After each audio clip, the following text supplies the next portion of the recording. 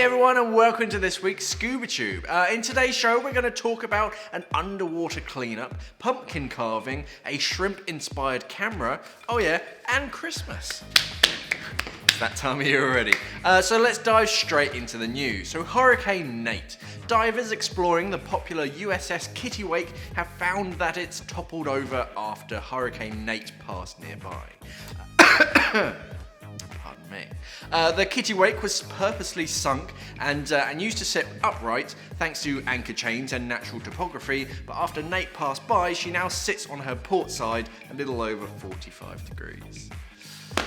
Yeah, apparently her, the anchor chains just snapped and it just went... Yeah. The dive site was closed after Jason Washington of Ambassador Divers snorkeled the site after the hurricane and found it on its side. Dive techs are sort of assessing any kind of damage and they will reopen the dive site when it's safe. It's... The thing is it's nature. It's cool. Yeah.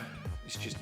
Yeah, moving it. It was very purposefully sunk, so they cut sort of holes in the side and everything, so the divers can swim through. Of course, now it's laying on top of those kind of things. So they need to make sure that it's safe before everyone just starts ploughing in, because it might have done structural damage and it might just randomly collapse with someone inside it. Locals are both happy and sad with the damage, as the wreck is now a completely different dive site with new lighting and angles for photographers, and the change may actually attract new species to take shelter in the new dark sort of corners inside. But the wreck has moved a little bit closer to a nearby reef that it could damage if it keeps moving. Because it's not attached to the anchor chains. Yeah, it's free-balling now. Yeah, if there are any more hurricanes, it might just get a bit too close. Or there was one scuba diver who's got really good fins, and he just goes, and he goes. Yeah, I think it's cool. I mean, obviously it's the purpose of it was to be upright. Now it's not upright, but the thing is, it's Mother Nature.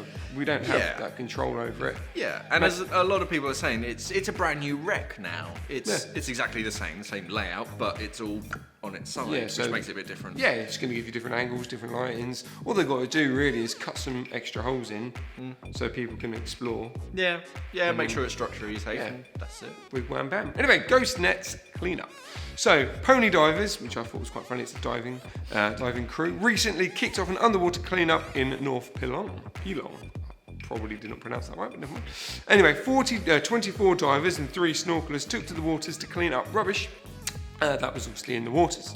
You know, they're not going to go around the city in their diving gear and pick it up. Yep. Oh, it's hot. After the day was over, 34 kilograms of ghost nets were cleaned up off the ocean floor. That's good. So ghost nets are hazardous, obviously for marine life and of course divers. In fact, ghost nets make up 10% of the world's marine litter. So that's quite a lot for the world. So they plan to make this event a regular occurrence, so ghost nets don't obviously harm the coral in the water and also make it safe for other divers in the waters, which is really good. There are a lot of charities that clean up sort of ghost gear, and Fourth Element actually do a range of ocean positive sort of swimmer and equipment, which basically uses material. They collect the nets. Tech divers collect the nets, bring it up, they clean it, turn it into a fibre, and then turn it into clothes. Which is cool. I like that. There's a lot of hiking fleeces are made out of that. They're made out of recycled plastic bottles and stuff, which is cool. Anyway, the pony divers are also looking into create a coral propagation program. Oh, there's too many P's in that one. The pony propagation program. To help spread the word of how important corals are and the dangers of ghost wrecks as well. So, they're cleaning up. They're trying to educate. I think they're going to go to schools and everything like that, just improve the litter, the knowledge of how litter is very bad. Yes. Yeah, no, it's cool. This one's all about mantis shrimp eyes. So Illinois researchers have developed an ultra-sensitive camera capable of picking up both colour and polarisation, just like the eyes of a mantis shrimp. So their eyes are far more sophisticated than our own, which allows them to see things that are literally invisible to us. By using a similar sort of layering structure, the the researchers have been making sort of great breakthroughs. Cool. So basically, in human eyes, we have like rods and cones. I don't. In our retina, and that's kind of it. Whereas mantis shrimp have like 16, and they're like layered one on top of the other. So instead of just seeing a rainbow, they see like the polarization of light behind it and extra colors. We suck. Humans suck. We are basic. We are a basic model.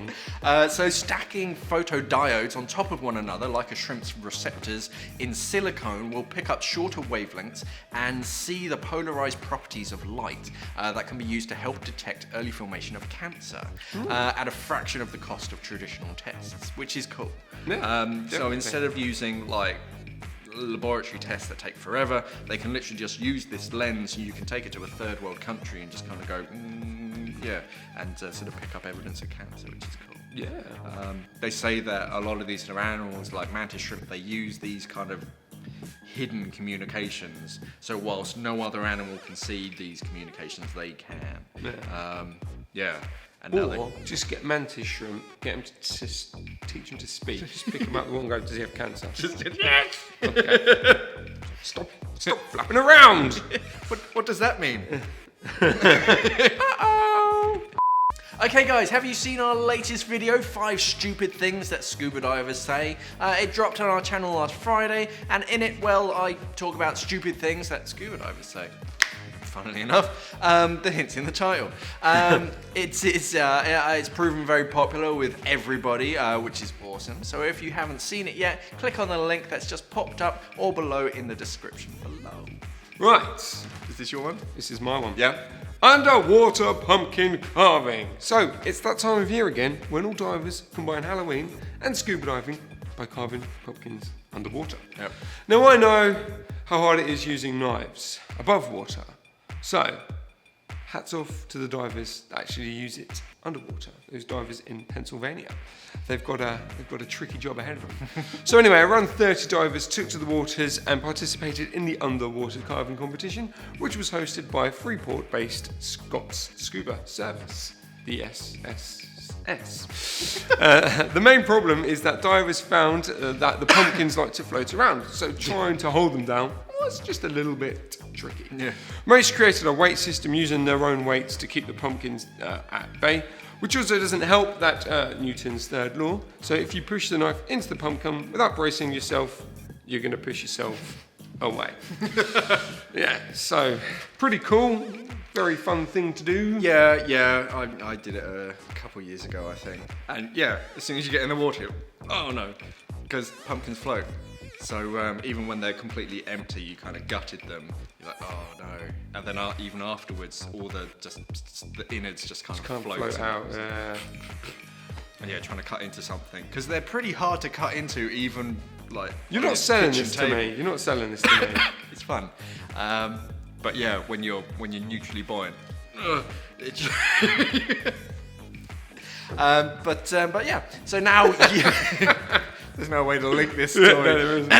So now you can help in research. Climatologists and marine conservationists want to use recreational divers to collect important information about the world's oceans. So whilst the debate over whether climate change is a real thing, researchers from OceanEye team are planning to use recreational divers and instructors collect information every time they go diving to find trends and collect more data than ever before. It is clever. Yes. So rather than it being specific to specific people or specific teams, you can just go, here you go. Yeah. Upload your info. Yeah, in the article they were basically saying how like most information is collected no more than 10 miles from shore. Great. But their plan is to produce a simple and compact device called OceanEye, which will collect data on water temperature, GPS coordinates, depth and lateral movements, as well as light intensity and conductivity of the water, which can be synced and uploaded wirelessly to your smartphone. That's then sent to their servers, which creates a 3D profile of your dive. Well done. The device is going to be like a little 4-inch little thing that just clips on a shoulder strap, And when you, just before the dive, it kind of syncs to your phone, so it uses that GPS so it knows where it is. Yeah. You then jump in, it activates, and then apparently it's more accurate than a dive computer because it uses like scientific depth sensors and whatnot. And instead of just being a kind of down, up graph, it's 3-dimensional. So as you move left and right, so as you move around a dive site, it will record the water temperature at each given Wow, point. that's cool. And then because it's got GPS, it will know exactly where it is in the world, so they can create constant records of all sorts of dive sites all around the world. But they use infrared, so you have to keep it in a straight line. I'm joking, they don't use infrared. I love that. If you ever get that with the phones, you have to line it up exactly just to download something off your mate's phone. Anyway, that was completely off topic. So using this data, scientists can see better on what's happening at any given reef over time without leaving sensors all over the place. Yeah, it's cool. It's genius. It's going to be all like wireless. It's going to be all automatic as well, so there's no like buttons to push or anything. It just syncs to your phone, and your phone just uploads it only when there's Wi-Fi, so it's not going to use all your data up. Do you know what they should do? I mean, this is for non-divers, but they actually should stick something like that in clothing. Yeah. And then you can get the air pollution and all the fundamentals of just general day-to-day as well. Yeah. Depending on obviously how much it costs, I think it's a really good idea. Yeah, they were saying it was between $99 and $200. That's not too bad considering what it is. Yeah.